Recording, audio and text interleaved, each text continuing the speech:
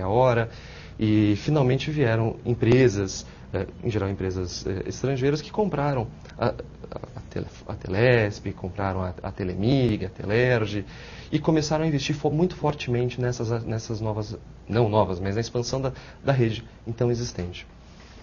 Naquela época, então, as coisas eram muito dinâmicas e, feliz ou infelizmente, faltou um pouco de tempo para uma análise mais detida e maior reflexão sobre exatamente o que se estava fazendo.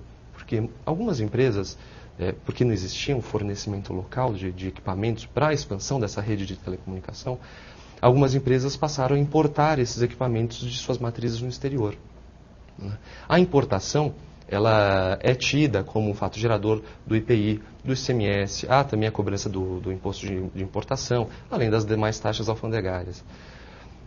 Só que aí veio o grande ponto que trouxe o caráter peculiar dessa transação. Algumas empresas importavam e o estabelecimento importador era sua sede administrativa, seu escritório administrativo, e esses bens eles eram transferidos para outros estabelecimentos da mesma empresa, mas outros estabelecimentos operacionais. Eram empresas prestadoras de serviços.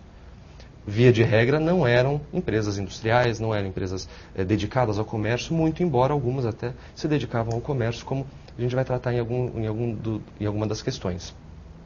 E o que ocorreu? A empresa entendeu, na cabeça dela, imaginando que a empresa tem cabeça, é claro, bem, eu importei, paguei IPI. Não sou industrial, então minha responsabilidade relativamente ao IPI acabou.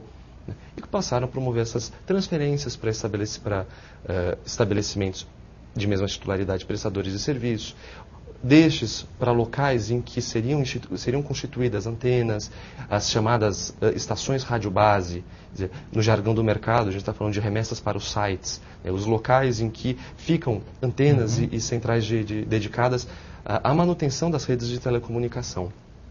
E aí que veio finalmente, passados alguns anos, veio aquele problema.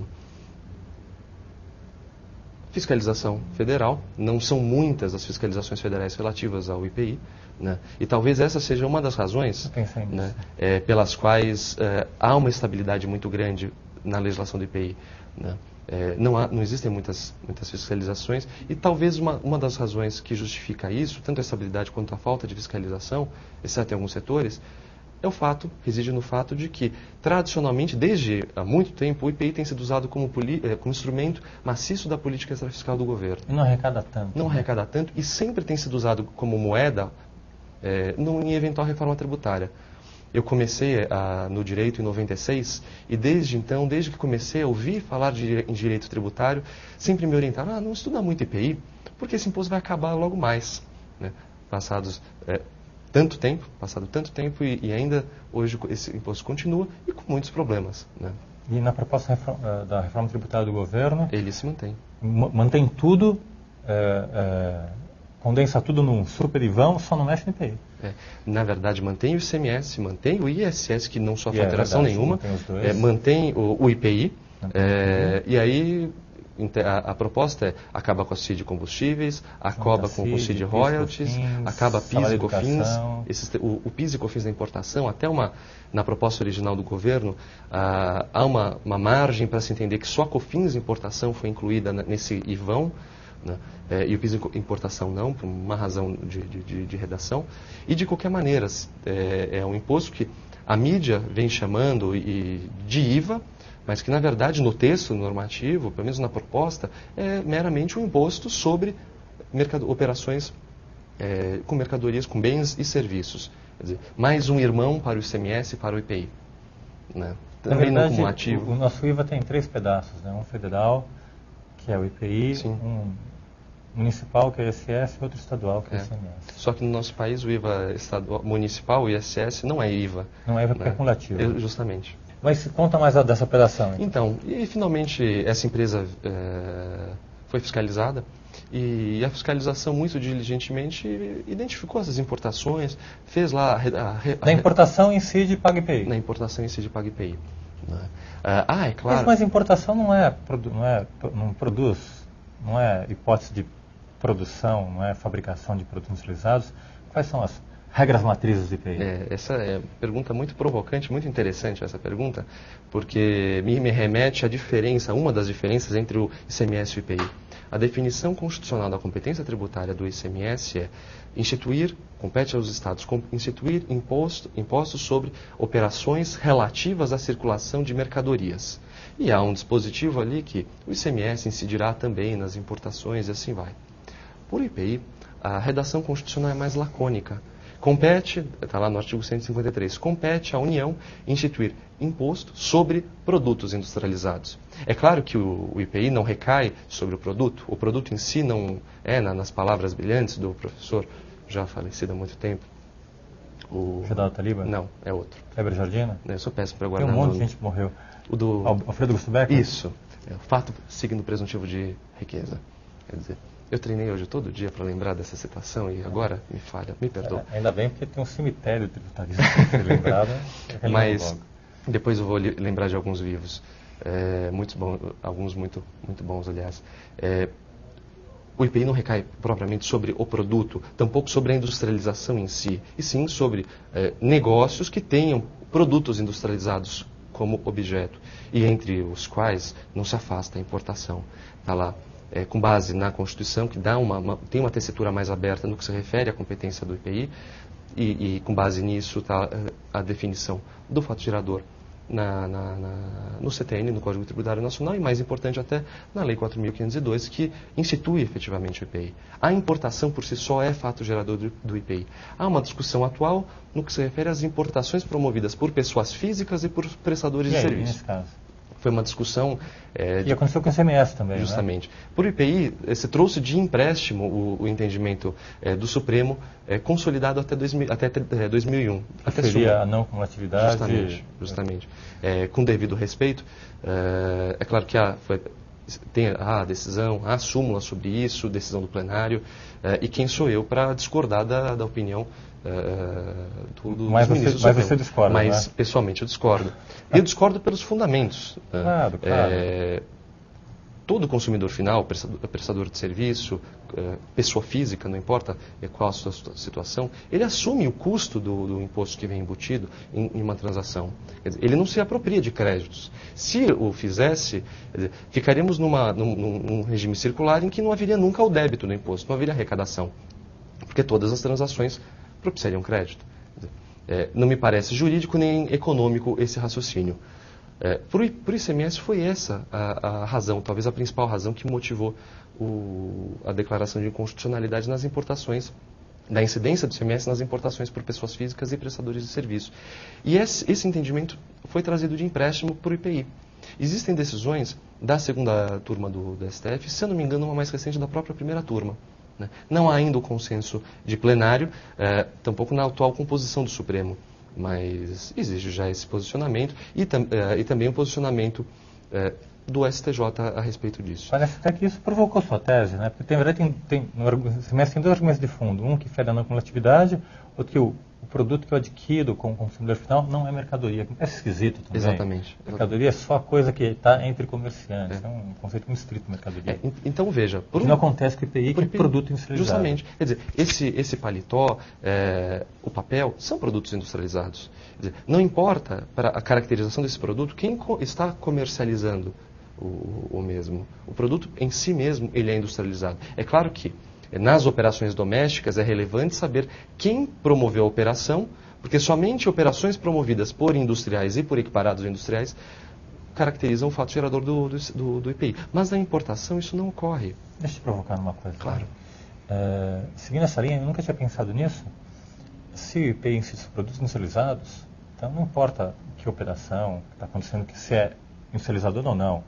Na verdade, eu poderia pensar em estender a competência do IPI para acompanhar o ICMS também. Acho que não haveria problema nesse sentido. Há uma discussão recente, isso veio de 2006, eu não vou lembrar o número da lei porque por favor, eu sou péssimo. Já está lembrando demais.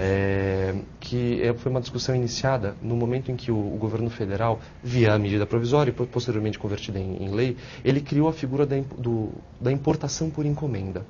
Então, uma empresa prestadora de serviço, não importa,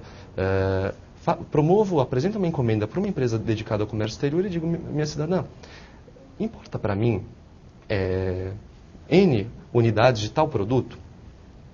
e ela vai, efetiva a operação de, importação, de comércio exterior, importa e no mercado interno me revende.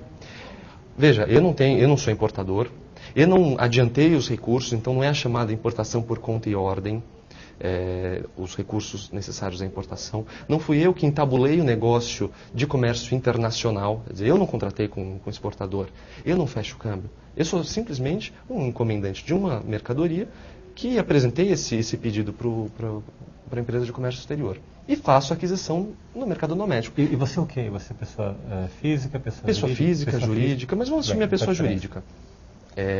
Essa lei de 2006, ela criou a figura da equiparação industrial daquelas pessoas, daquelas empresas, ou pessoas em geral, que promovem importação por encomenda. Então, nesse cenário, uma empresa que não me dedico à atividade de comércio exterior, eu não tenho nenhuma atividade fabril, eu compro a mercadoria e, por ocasião da minha posterior saída, da saída da mercadoria, eu seria tido como equiparada industrial. E nesse momento, várias pessoas se manifestaram dizendo, olha, essa lei está extrapolando a definição constitucional do IPI, porque é um imposto que recai sobre os industriais, sobre a fase fabril.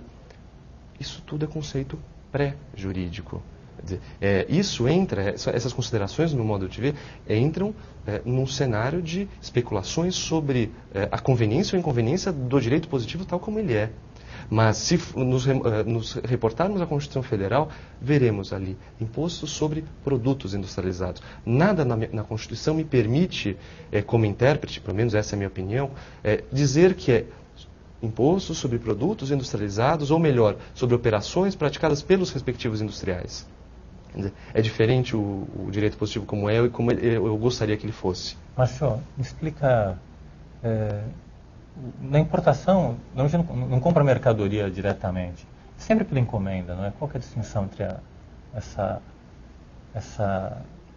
aquisição por encomenda e de outra forma de aquisição? Então, hoje a gente pode, pensando em mercadorias importadas, eu posso cogitar de uma importação direta. Vamos pelo simples. Então, eu sou uma empresa... Tem mercadoria lá, eu compro diretamente? Tem uma mercadoria do fornecedor, do exportador, eu tenho todos os meus registros, então eu tenho inscrição no cadastro chamado Radar, eu tenho isso definido no meu objeto social, eu tenho capacidade, então, de realizar operações de comércio exterior, tenho registro no chamado Sisbacen e tudo mais. Entabulei a operação de comércio exterior, trouxe a mercadoria. Pela importação, existe uma série de tributos que são devidos. O IPI, antes dele, o imposto de importação, o IPI vinculado à importação, o ICMS, importação, desde maio de 2004, o PIS e COFINS cobrados na importação. Como é que é a ordem mesmo? O IPI incide sobre o imposto de importação, não é isso? Eu tenho o valor aduaneiro, sobre o valor aduaneiro eu calculo o imposto de importação, sobre o valor aduaneiro acrescido do valor de importação e de outras taxas, encargos cambiais, eu tenho o IPI. Sobre todos esses fatores eu tenho o ICMS por dentro. Só que o ICMS também é calculado sobre o valor, além de si próprio, do PIS e COFINS da importação. E o PIS e COFINS da importação, por sua vez, recai sobre o valor aduaneiro, mais o ICMS e mais o PIS e COFINS da importação. E a loucura disso é que o ICMS embutido no PIS e COFINS da importação não é o ICMS efetivamente devido, é um ICMS referência para facilitar o cálculo. Eu me recordo daquela época, isso estávamos no início de 2004, pouco após a edição da medida provisória 164, que criou, ou 165, não me recordo bem, que criou o PIS e COFINS de importação. Uma fórmula desse tamanho, uma integral assim enorme. Exato. Aí me recordo que eu participei de um debate, e eu gosto muito de matemática, e tinha ali um debatedor dizendo, essa fórmula é impossível de ser resolvida. Eu fui indelicado na oportunidade, eu pedi a palavra e disse, olha, não só é possível, como um bom aluno de 8ª série consegue resolvê-la. Oitava série, tem cálculo diferencial aí, não, somatória. Não, era cálculo com 3 ou 4 variáveis, uma em função da outra. É complicado o cálculo, mas não era impossível. O ponto era tão complicado que no primeiro momento a Receita expediu um ato declaratório, uma norma de execução, trazendo uma fórmula prática, e essa fórmula trazia um erro. Há quem diga que até hoje a fórmula do PIS e COFINS da importação, não para o caso das mercadorias, mas dos serviços, ainda consagra esse erro. Mas aí é o problema dos nossos matemáticos oficiais. Quanto à relevância da matemática no direito, particularmente no direito tributário, me recordo de uma referência feita pelo professor Paulo S. Barreto, no livro dele sobre base de cálculo. Ele traça um paralelo brilhante sobre isso. Eu estou lembrando do Roque discutindo uma matéria sobre Na verdade, era sobre aqueles semi-elaborados, tinha direito ou não a crédito, e sobre a questão do mel, se era industrializado ou não. Ele falava brincando, é claro, aquela inteligência, aquele senso de humor, e com muita graça dizia que o mel, obviamente, é um produto industrializado porque é feito pelas abelhas operárias. Faz muito sentido essa colocação, até porque a legislação do IPI, ela traz os conceitos de industrialização e ao definir esses conceitos, ela menciona que independe do processo utilizado ou da pessoa que faz a industrialização. Então, no campo das ideias, seria muito razoável essa colocação. Pastor, vamos um bate-bola aqui para a gente passar para as questões por caso que você descreveu. Então, vamos imaginar que então essa empresa, que a gente chama Matrix aqui, ela importa equipamentos e vende esses equipamentos para terceiros. Essas duas operações são tributadas? A importação é tributada e a venda praticada pela Matrix importadora também será tributada, né? Na importação você tem o IPI pela própria importação em si. Na venda doméstica, a incidência do IPI se dá porque a Matrix é considerada estabelecimento equiparado ao industrial. Quer dizer, até uma interpretação topológica da legislação tributária nos coloca essa hipótese de equiparação, a do importador, como a primeira das hipóteses de equiparação. Base de cálculo